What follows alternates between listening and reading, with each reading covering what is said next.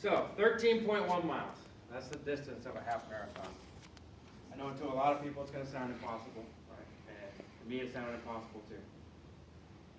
But every single one of you has the ability to do this, and I'm going to tell you how to do it.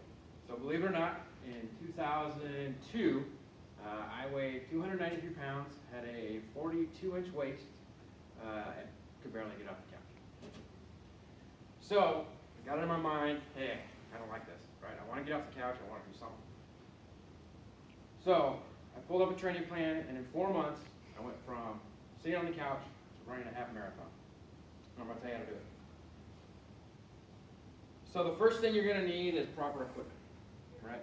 So that's the key to pretty much anything we do. We get the right equipment and make sure the biggest thing is to prevent injury. And then you're going to need a training plan.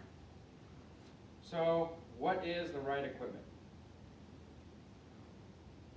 Well, most people will go to Kohl's or Foot Locker and just pick up a shoe and think, hey, I'm going to run in this shoe.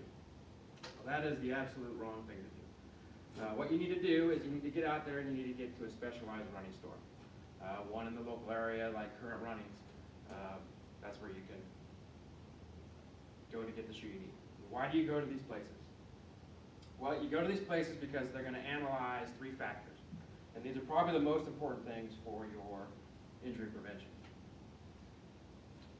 So the first thing they're going to do is look at how your stride works. Whether you are what's called a heel-to-toe runner, where your heel hits and then you roll to your toe. A midfoot, which is how I run, where you kind of come down and the pad of your foot will strike the road. Or heel heavy, where a lot of people, it's like a stomping motion.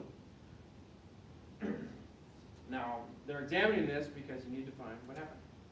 Ran out of memory. So, anyway, the reason why they are looking for the striking is because you need to get a padding in a certain part of your foot, of your shoe, in the heel area. Or if you're one that rolls to the front, you have to have padding in the front of the shoe. The second thing they are going to be looking for is whether your pronation. That's whether your foot rolls outside in, which is overpronation. Underpronation is where you're inside out. Or neutral, where it's pretty much just straight. And again, they're looking at padding and support of your shoe. And the last thing they look at is your arch. So arch support is very important for injury prevention because that will reduce the amount of stress on the rest of your joints. So after you have all these factors have analyzed, they're going to let you run in these shoes and you're going to pick out the right shoe. So now you've got the right equipment. Now we got to get you to the 13.1 miles, right? And you got to do this gradually. So there's 2 key factors to getting you to 13.1. Increasing your distance and increasing your frequency in which you run. So how do we get there? I mean, how do you eat an elephant? Right? One bite at a time. So you're not going to go get off the couch and run 13.1 miles. The first week of your training plan, you're going to run about a total of 6 miles. You're going to run 2 miles on Monday, Wednesday, and Saturday.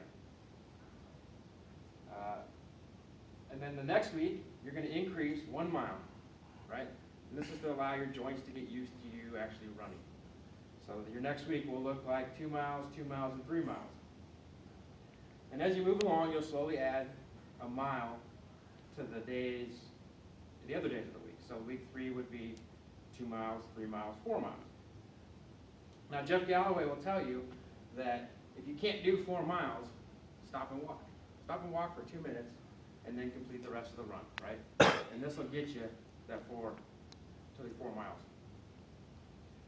So week 4 will be 3, 3, 5. Week 5, 3, 4, 6. And again, if you need to walk, walk.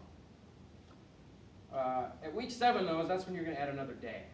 So the focus is to get your mileage up, so eventually you will get to that 3.1. And then you'll slowly continue to add miles each week. And by week 13, you should be running 1 day, 13 miles. Now once you hit this peak, you're never going to run any more than that in one distance.